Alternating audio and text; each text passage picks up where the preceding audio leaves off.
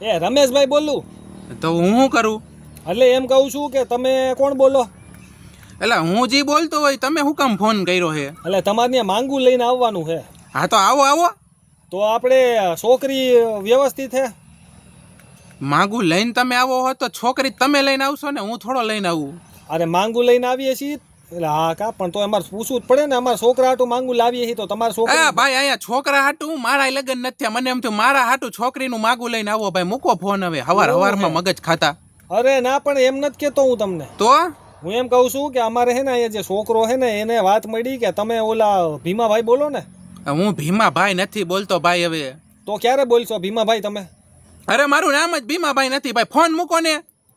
તો માગું કોની યાર કરવું? અમે છોકરો લઈને નીકળી ગયા છીએ.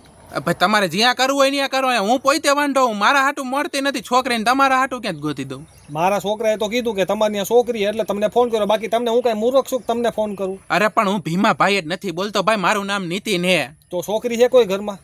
અરે હું એક જ છું ભાઈ. હવે મારા હાટું હું છોકરી ગોતું. તમે હોય તો કયો કોઈ છોકરી. હું છોકરી થોડો હોય. મારા છોકરા હાટું છોકરી ગોતવાની છે. તમારા હાટું છોકરી હું ક્યાંથી ગોતો? અમને છોકરી નથી મળતી. તો મને નથી મળતી તો હું તમારા છોકરા હાટું ક્યાંથી છોકરી દઉં? તો પાકું તમે છોકરી નહીં બનો ને?